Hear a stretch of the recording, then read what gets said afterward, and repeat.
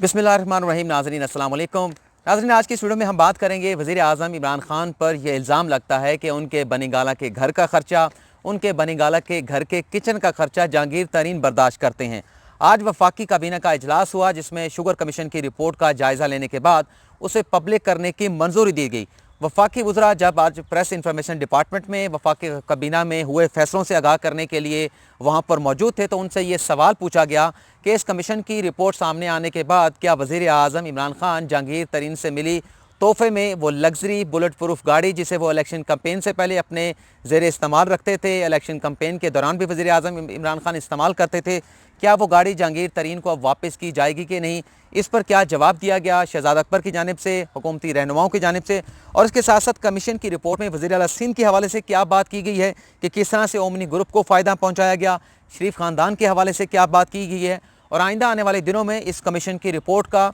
Public करने का जो वज़ीर आज़म इमरान खान ने फैसला किया, आवाम से किया, एक और वादा पूरा किया, इसके पाकिस्तान की सियासत पर क्या असरात होंगे और वज़ीर आज़म इमरान खान की हुकूमत को क्या नुकसानात पहुँच सकते हैं, कितना ख़तरा होगा, उस पर बात करेंगे। लेकिन सबसे पहले नाज़रीन मेरी ये रिक्वेस्ट होगी उन तमाम नाज़रीन से जिन्होंने हमारा चैनल अभी तक सब्सक्राइब नहीं किया वो हमारे चैनल को सब्सक्राइब भी करें और बेल आइकॉन का बटन भी प्रेस कर लें। और आपसे माज़रत भी चाहूँगा वीडियो का बाकायदा आगाज़ करने से पहले जब ये डेवलपमेंट हुई, वज़ीर आज़म इमरान खान के साथ अस्करी क़यादत की भी मुलाकात हुई,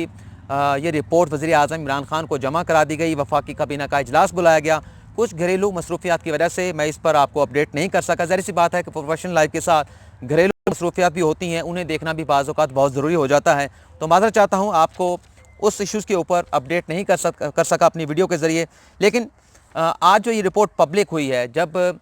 वफाकी काबीना का इजलास हुआ, वाजिद ज़ियाद की जानिब से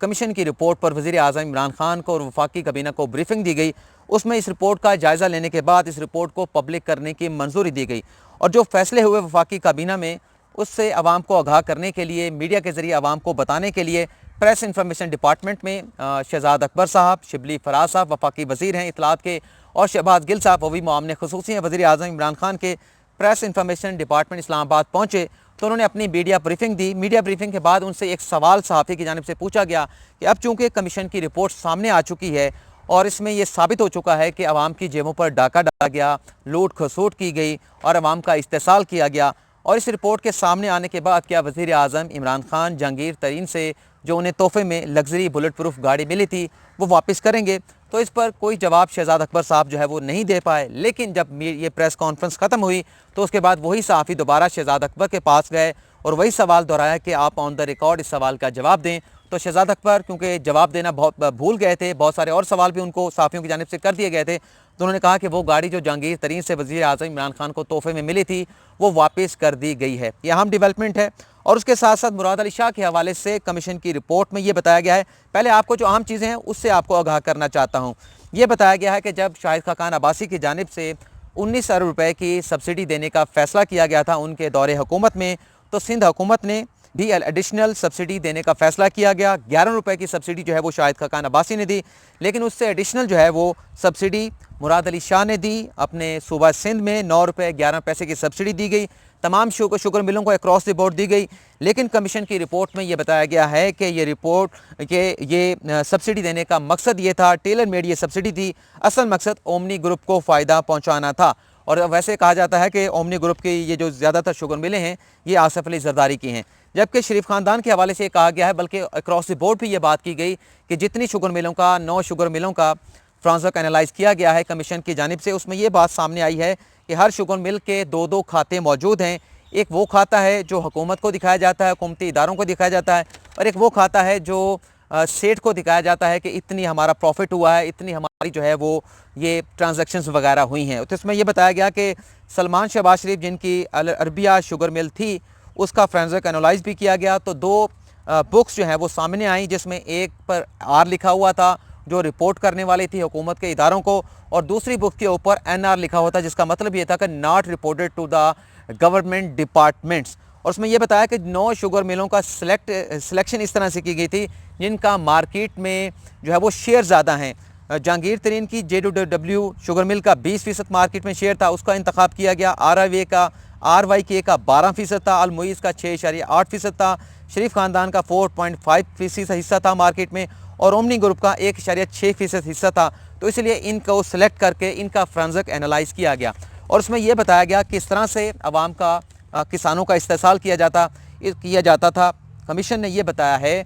कि कटौती की जाती है। जो किसान अपना गन्ना लेकर शुगर मिलों के बाहर मौजूद होता है, जब वो फ़रोख्त करता है शुगर मिलों को, तो 15 से 20% की वज़न की कटौती लगा दी जाती है। और इसके साथ साथ ये भी बताया गया कि जो सरकारी सपोर्ट प्राइस होती है, मिसाल के तौर पर 180 रुपये गन्ने की सरकारी कीमत मुकर्रर की जाती है। तो ऐसे मिडलमैन जो है वो इन शुगर मिलों के मौजूद हैं, जो किसान से गन्ना ख़रीदते हैं 130 रुपये में, 40 रुपये में, 120 रुपये में पर्ची के ज़रिए ख़रीदा जाता है और फिर वो मिडलमैन 180 रुपये के रेट के ऊपर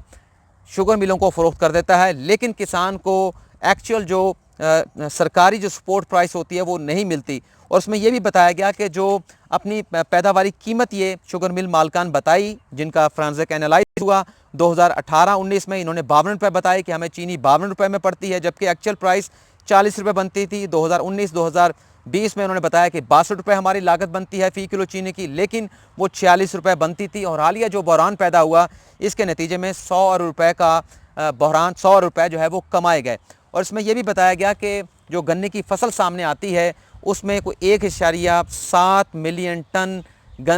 शुगर की